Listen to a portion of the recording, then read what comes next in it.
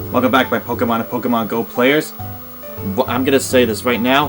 What a weekend this has been.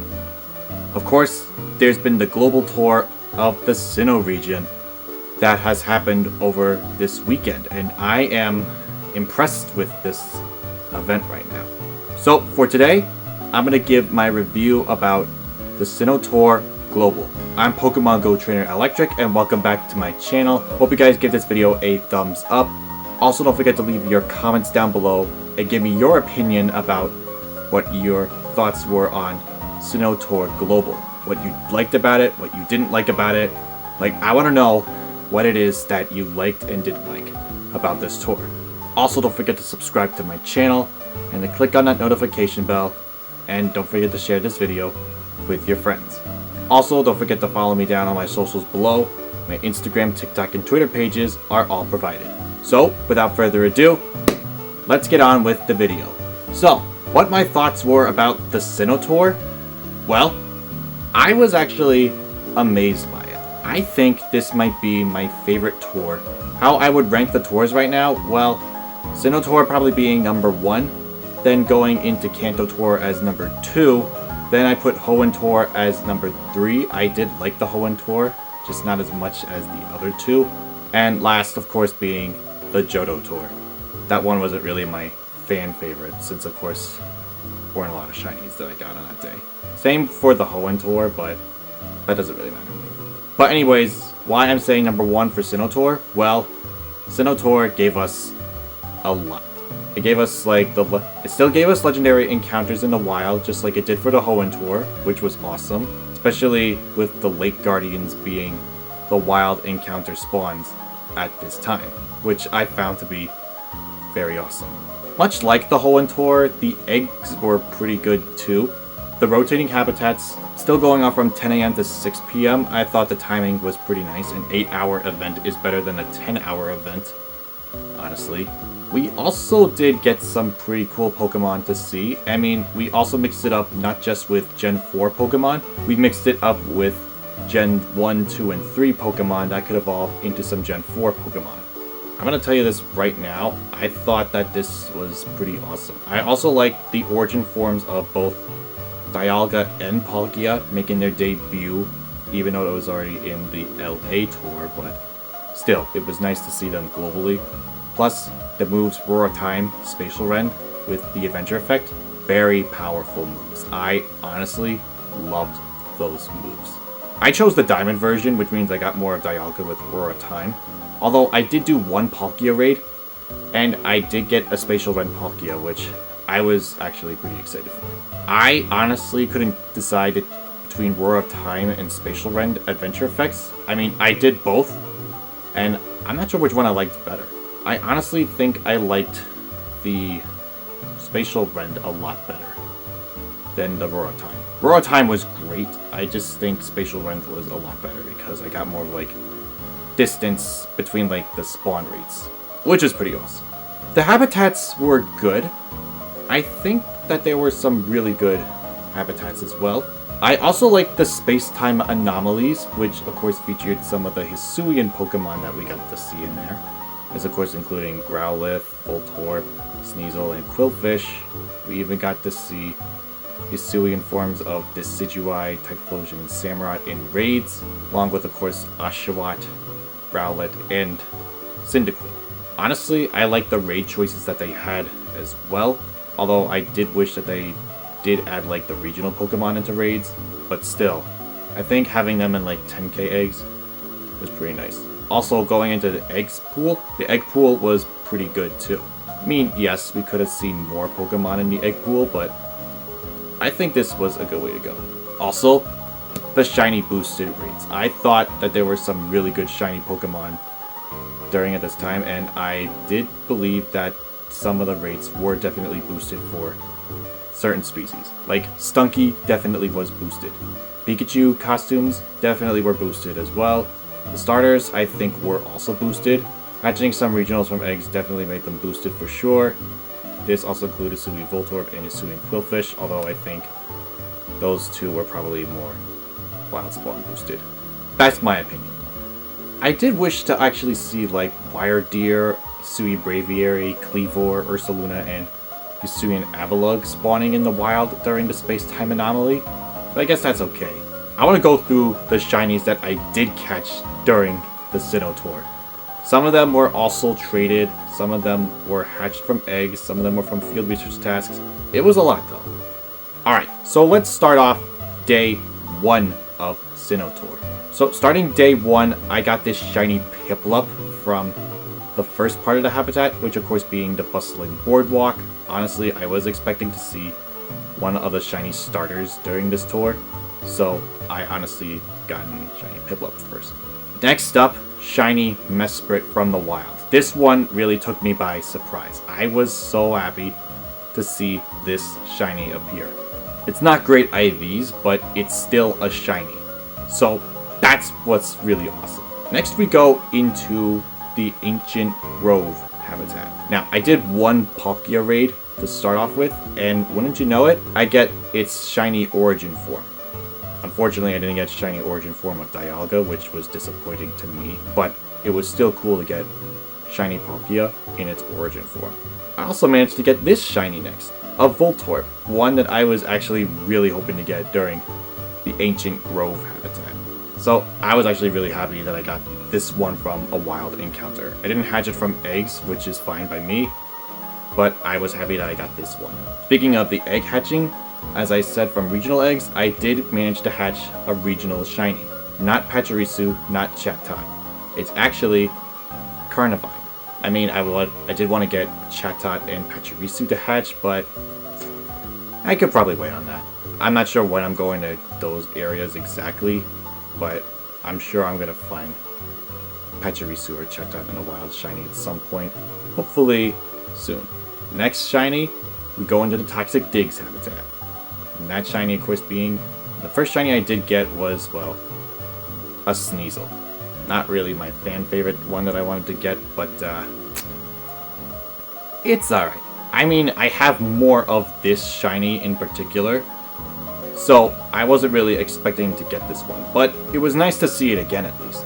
Now we get to my fan favorite shiny. I finally managed to get a shiny Stunky from a wild encounter, which I was so happy for, because I really wanted this shiny so badly. When I played Pokemon Legends Arceus, this was like the shiny that I anticipated on getting the most of.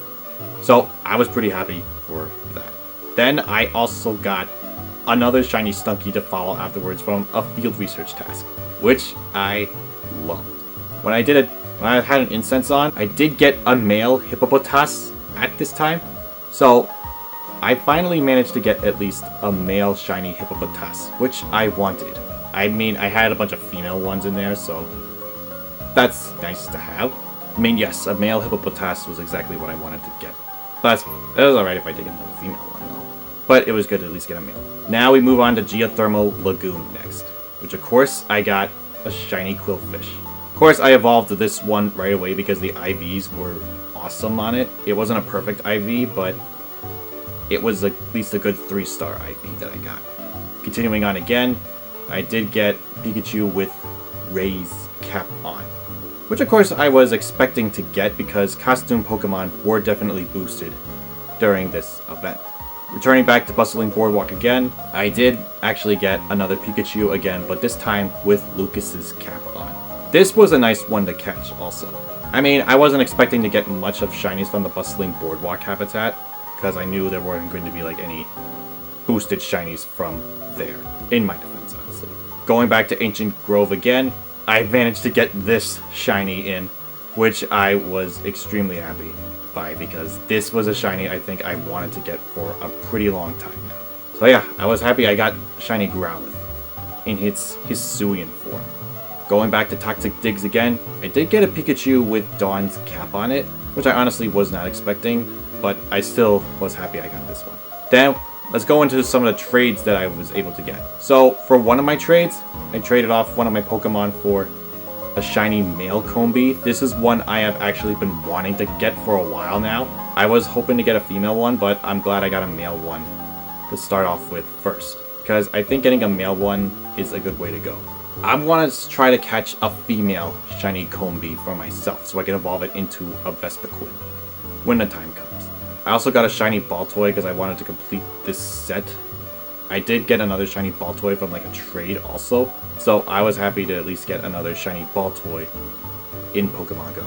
Also got a shiny Glameow from a trade, which I immediately evolved into a Purugly because the IVs were pretty good. You know, it was like a 2-star IV, if I recall from it. Now, there's a theory that goes into my head that if I did a trade for a shiny, I would get another shiny in return. And wouldn't you know, I think my superstition did happen. So, after the trades, I managed to get some really good shinies in. Started off, of course, another shiny Stunky, or another shiny Skuntank, which I had evolved from a field research task. This was nice because I really liked this shiny so much. I also got a Gligar to come in for this time, and a Shieldon as well, which I was really happy for. I also got a Gibble in the wild too. I wasn't really expecting to get Gibble, but I was happy when I got this shiny. I also hatched my third shiny Munchlax. Second shiny Munchlax was from the Road to Sinnoh event, along with, of course, a shiny Badoo, which I was happy for. I did do some routes for a while to get the White Stripe Basculin, although I wasn't really expecting to get a White Stripe Basculin shiny. That was until this happened. I was shocked by it. I didn't believe that White Stripe Shiny Basculin was legit until after I got this shiny, which, by the way, surprised me completely. So this was an unexpected shiny to get.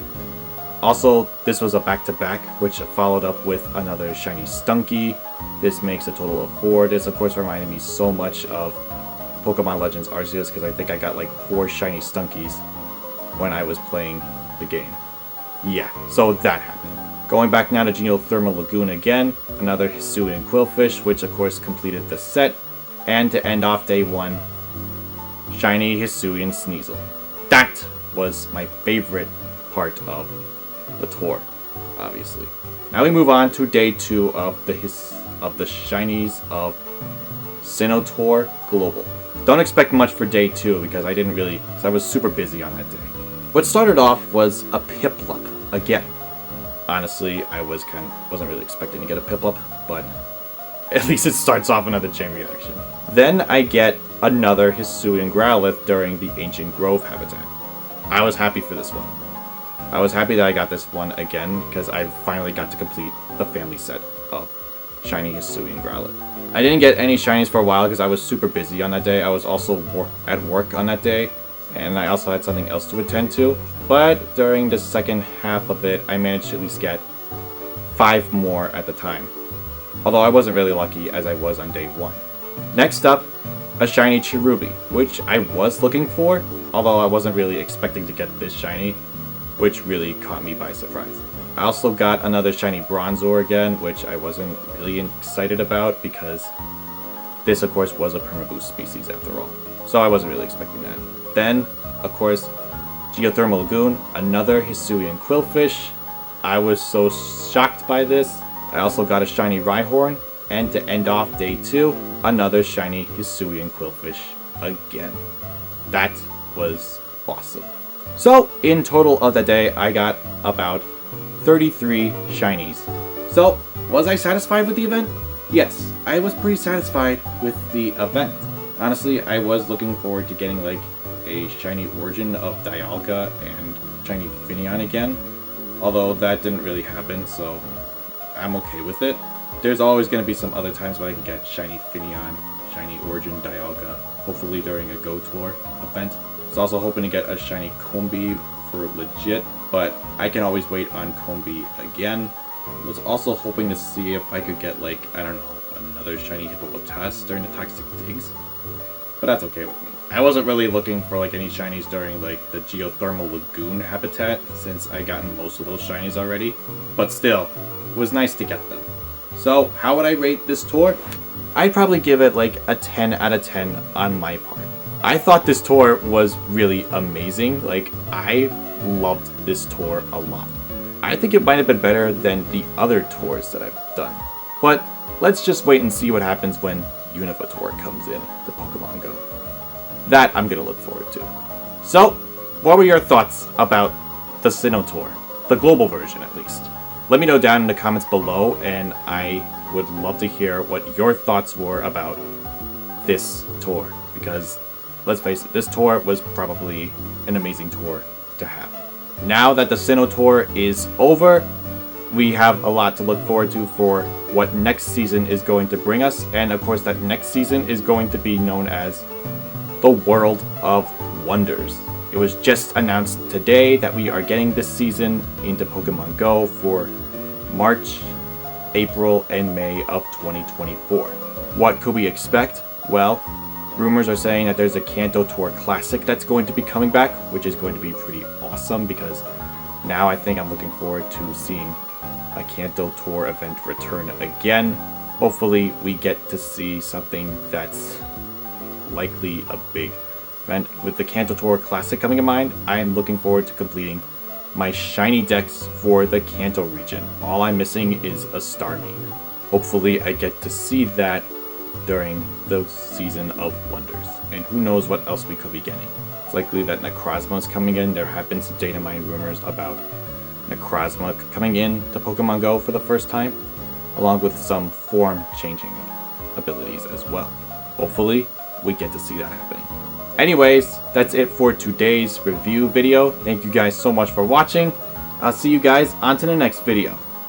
Goodbye, everybody.